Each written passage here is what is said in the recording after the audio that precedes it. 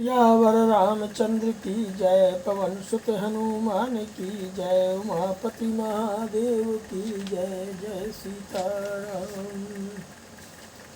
ओम श्रीमद् वाल्मीकि रामायण अयोध्याकांड द्विनवतितमः सर्गः। नमः। अयोध्याकांड के 92वें सर्ग में भरत का भरद्वाज मुनि से जाने की आज्ञा लेते हुए श्री राम के आश्रम पर जाने का मार्ग जानना, वो मुनि को अपनी माताओं का परिचय दे करके वहाँ से चित्रकूट के लिए सेना सहित प्रस्थान करने का वर्णन है। रजनीं व्युत्स्य भरतः सपरिच्छितः कृतातिथ्यो भरद्वाजं कामादभिजगामः। तं ऋषि पुरुषव्याघ्रं प्रेक्ष्य प्राञ्जलिमागतं हुताग्निहोत्रो भरतं भरद्वाजोऽभ्यभाषितो कच्चिदत्र सुखारात्यस्तवाश्म दुषये गता। समग्रस्ते जना कच्चिदादित्ये संसने अनुभव। परिवार सहित भरत इच्छानुसार मुनि का आतिथ्य ग्रहण करके रात भर आश्रम में ही रहे। फिर सवेरे जाने की आज्ञा लेने के लिए वे महर्षि भरद्वाज के पास गए। पुरुष सिंह भरत को हाथ जोड़े अपने पास आया देख करके भरद्वाज जी अग्निहोत्र का कार्य करके उनसे बोले कि हे निष्पाप भरत, क्या हमारे शास्त्र में तुम्हारी यह रात सुख से बीती है? क्या तुम्हारे साथ आए हुए सब लोग इस साथ इससे संतुष्ट हुए हैं? ये बताओ। तमुवाचांजलिं कृत्वा भरतो हि प्रणम्य च आश्रमादुप निष्क्रांतं ऋषि नित्यमते विषम।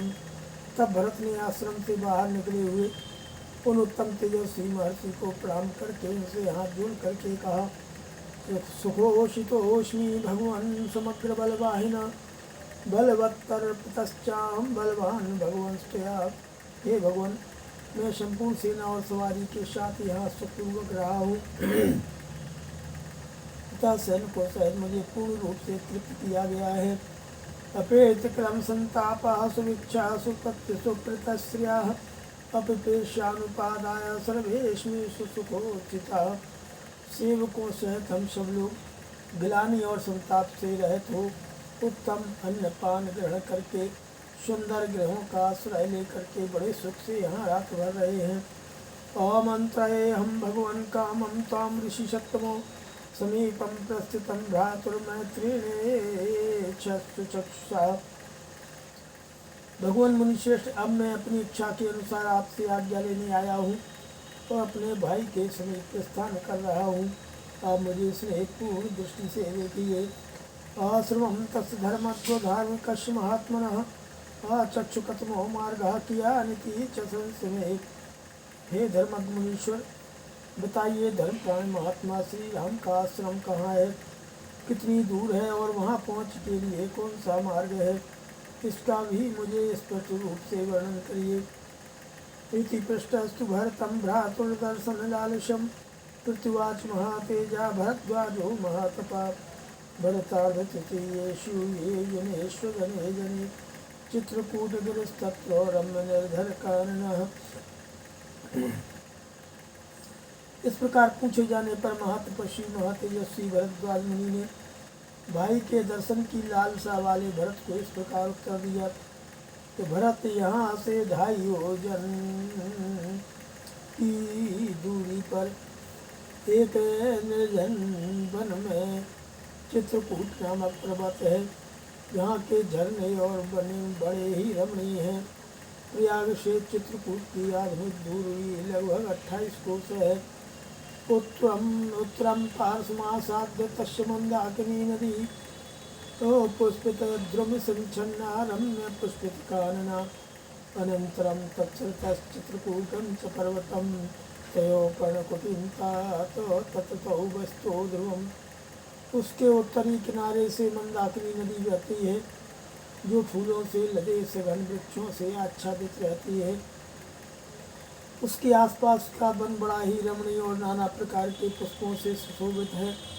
उस नदी के उस पार चित्रकूट पर्वत है। तात वहाँ पहुँचकर तुम नदी और पर्वत के बीच में श्री राम की पर्णकुटी देखोगे। वे दोनों भाई श्री राम और लक्ष्मण निश्चय ही उसी में निवास करते हैं। दक्षिणेन च मार्गेण सभ्य दक्षिणमेव च गजवाज समाकीर्णां वाहिनीं वाहिनीपते बाह्यसु महाभागो ततो द्रक्ष्यसि राघवम्। सेनापते, तुम यहाँ से हाथी घोड़ों से भरी हुई अपनी सेना लेकर पहले यमुना के दक्षिणी किनारे से जो मार्ग गया है उससे जाओ। आगे जाकर दो रास्ते मिलेंगे, उनमें से जो रास्ता बाएं दाब कर दक्षिण दिशा की ओर गया है उसी से सेना को ले जाना। महाभाग उस मार्ग से चलकर तुम शीघ्र ही श्री रामचंद्र जी के दर्शन पा जाओगे।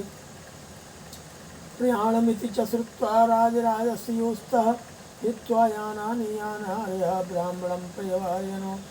अब यहाँ से प्रस्थान करना है। ये सुन करके महाराज दशरथ की स्त्रियाँ जो सवारी पर ही रहने योग्य थी, सवारियों को छोड़कर ब्रह्मर्षि भरद्वाज को प्रणाम करने के लिए उन्हें चारों ओर से घेर कर खड़े हो गए। वेपमाना प्रसादीना सह देव्या सुमित्रिया कौशल्या तत्वग्राह्यो कराभ्याम चरणौ मुने। उपवास के कारण अत्यंत दुर्बल एवं दीन हुई देवी कौशल्या ने, जो काँप रही थी, सुमित्रा देवी के साथ अपने दोनों हाथों से भरद्वाज मुनि के पैर पकड़ लिए। असमृद्धेन कामेन सर्वलोकस्य गरिता के तत्वग्राह्य चरणौ शब्दोपन्नता तम प्रदक्षिणमागम्य भगवन्तं महामुनिम् अदूरादभर्तस्यैव तस्थौ दीनमनस्तदा तत्र पप्रच्छ भरतं भरद्वाजो महामुनि विशेषं ज्ञातुमिच्छामि मातॄणां तव राघवो। इसके बाद जो अपनी असफल कामना के कारण सब लोगों के लिए निंदित हो गई थी, उस कहते ही ने लज्जित होकर महामुनि के चरणों का स्पर्श किया और उन महामुनि भगवान भरद्वाज की परिक्रमा करते हुए दीन चित्त हो उस समय भरत के ही पास जाकर खड़ी हो गई। तब महामुनि भरद्वाज ने महाभरत से पूछा, रघुनंदन, तुम्हारी इन माताओं का विशेष परिचय क्या है, यह मैं जानना चाहता हूँ। एवं मुक्तस्तु भरतो भरद्वाजेन धार्मिकः उवाच प्राञ्जलिर्भूत्वा वाक्यं वचन कोविदः। भरद्वाज के इस प्रकार पूछने पर बोलने की कला में कुशल धर्मात्मा भरत ने हाथ जोड़ करके कहा, यामिमां भगवन् दीनां शोका नशन कर्षितां पितुर्हि महिषीं देवीं देवतामुपस्थिति येषां तं पुरुषव्याघ्रं सिंहविक्रान्तगामिनं कौशल्या सुखे रामं धातारमदितिर्यथा। भगवान, आप जिन्हें शोक और उपवास के कारण अत्यंत दुर्बल एवं दुखी देख रहे हैं, जो देवी सी दृष्टिगोचर हो रही हैं, ये मेरे पिता की सबसे बड़ी महारानी कौशल्या है। जैसे अदिति ने धाता नामक आदित्य को उत्पन्न किया था, उसी प्रकार इन कौशल्या देवी ने सिंह के समान पराक्रम सूचक गति से चलने वाले पुरुष सिंह श्री राम को जन्म दिया है। यस्यावां भुजं सृष्टाया सा तिष्ठति ब्रह्मणः इयं सुमित्रा दुःखार्ता देवी राज्ञस्य मध्यमा कणिकारस्य शाखे ओसीन पुष्पावनान्तरे एतस्यास्तौ सुतौ देव्याः कुमारौ देववर्णौ उभौ लक्ष्मणशत्रुघ्नौ वीरौ शत्रुपराक्रमौ। इनकी बाईं बाहें से सटकर जो उदास मन से खड़ी हैं तथा दुख से आतुर हो रही हैं और आभूषण शून्य होने से वन के भीतर झड़े हुए पुष्प वाली कनेर की डाल के समान दिखाई देती हैं। ये महाराज की महाजली रानी देवी सुमित्रा हैं। सत्य पराक्रमी वीर तथा देवताओं के बीच तुल्य कांतिमान वे दोनों भाई राजकुमार लक्ष्मण और शत्रुघ्न इन्हीं सुमित्रा देवी के पुत्र हैं। यस्याः कृते नरव्याघ्रौ जीवनाशैमतो गतौ राजा पुत्रविहीनश्च स्वर्गं दर्शतो गतः क्रोधिनां कृतप्रज्ञां दृप्तां स्वभागमानिनीं ऐश्वर्यकामं कैकेयीमार्याम् आर्यरूपिणीं ममैतां मातरं विद्धि न संसां पापनिश्चयां यतो मूलं हि पश्यामि व्यसनं महदात्मनः। और जिसके कारण पुरुष सिंह श्री राम और लक्ष्मण यहाँ से प्राण संकट की अवस्था में जा पहुँचे हैं तथा राजा दशरथ पुत्र वियोग का कष्ट पाकर स्वर्गवासी हुए हैं। जो स्वभाव से ही क्रोध करने वाली, अशिक्षित बुद्धि वाली, गर्वीली, अपने आप को सबसे अधिक सुंदरी और भागवती समझने वाली, वह राज्य का लोभ रखने वाली हैं, जो सकल सूरत से आर्या होने पर भी वास्तव में अनार्या हैं। इस कैकेयी को मेरी माता समझिए, यह बड़ी ही क्रूर और पापपूर्ण विचार रखने वाली है। मैं अपने ऊपर जो महान संकट आया हुआ देख रहा हूँ, इसका मूल कारण यही है। इत्युक्ता नरसार्दूलो बाष्पगदगदया गिरा विनिश्वत्स सातां राक्षा क्रुद्धो नागयो श्वसन। अश्रु गदगद वाणी से इस प्रकार कहकर लाल आंखें किए पुरुष सिंह भरत रोष से भरकर फुटकारते हुए सबकी भांति लंबी सांस खींचने लगे। भरद्वाजो महर्षिस्तम ब्रुवंतम भरतम तदा पृथ्वीवाच महाबुद्धिदम वचनमर्थवितो। उस समय ऐसी बातें कहते हुए भरत से श्री राम अवतार के प्रयोजन को जानने वाले महाबुद्धिमान महर्षि भरद्वाज ने उनसे यह बात कही। न दोषेणाओ गंतव्या कैकेयी भरतत्वया राम प्रव्राजनम हे तत्सुखोदरकम भविष्यति। भरत, तुम कैकेयी के प्रति दोष दृष्टि न करो। श्री राम का यह वनवास भविष्य में बड़ा ही सुखद होगा। देवानां दानवानां च ऋषीणां भावितात्मनां हितमेव भविष्यद्धि राम प्रव्राजनादेहो। श्री राम के वन में जाने से देवताओं, दानवों तथा परमात्माओं का चिंतन करने वाले महर्षियों का इस जगत में हित ही होने वाला है। अहिबादितु संसिद्धा कृत्वा चैनम प्रदक्षिणम आमंत भरता सैन्यम यज्ञितामत चाब्रवीत। श्री राम का पता जानकर और मुनि का आशीर्वाद पाकर के कृतकृत्य हुए भरत ने मुनि को मस्तक झुकाकर उनकी प्रदक्षिणा करके जाने की आज्ञा ले सेना को कूच के लिए तैयार होने का आदेश दिया। ततो बाजीरथान युक्त्वा दिव्यान हेमविभूषितान अध्यारोहत प्रयाणार्थम बहून बहुविधो जनाः। गजकन्या गजाश्चैव हेमकक्षा पताकिनः जीमूतायो धर्मान्ते सघोषा संप्रतस्थे। श्री राम का पता जानकर मुनि का आशीर्वाद पाकर कृतकृत्य हुए भरत ने मुनि को मस्तक झुका उनकी प्रदक्षिणा करके जाने की आज्ञा ले सेना को कूच के लिए तैयार होने का आदेश दिया।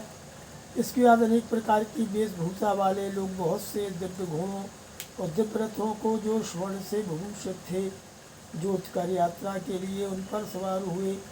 बहुत सी हथनियाँ और हाथी जो सुनहरे रस्सों से जो है कसे गए थे और जिनके ऊपर पताका फहरा रही थी। वर्षा काल के गरजते हुए मेघों के समान घंटानाद करते हुए वहाँ से प्रस्तुत हुए। विविधान्यपि यानानि महान्ति च लघूनि च प्रियहूषो महारहाणि पादैरपि पदातयः। नाना प्रकार के छोटे बड़े बहुमूल्य वाहनों पर सवार होकर के उनके अधिकारी चले और पैदल सैनिक अपने पैरों से ही यात्रा करने लगे।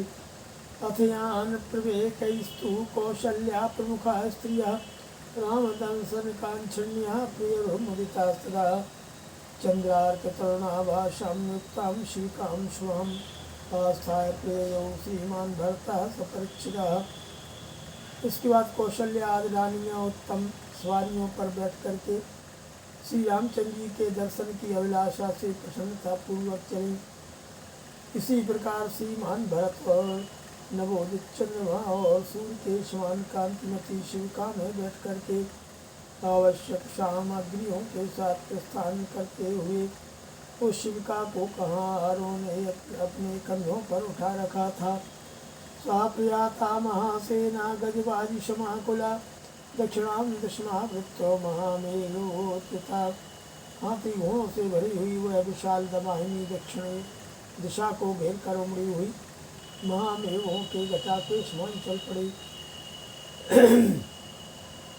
वरानि चापतिक्रम्य जुष्टानि मृगपक्षिभिः गंगाया परवेलायां गिरीश्वतो नदीष्वपि। सा संप्रयष्टद्विपा बाजियूथा पित्रासयन्ती मृगपक्षिसंघान् महद्वनं ततः प्रवेगायमाना राजसेना भरतस्य ततो। गंगा के उस पार पर्वतों तथा नदियों के निकटवर्ती वनों को जो मृगों और पक्षियों से सेवित लांग कर वह आगे बढ़ गई। तो सेना के हाथियों घोड़ों के समुदाय बड़े प्रसन्न थे। जंगल के मृगों और पक्षी समूहों को भयभीत करती हुई भरत की वह सेना उस विशाल वन में प्रवेश करके वहाँ खड़ी शोभा पा रही थी। श्रीमद् रामायणे बाल्यकाले इत्यादि काव्य अयोध्या सर्ग सियावर रामचंद्र की जय।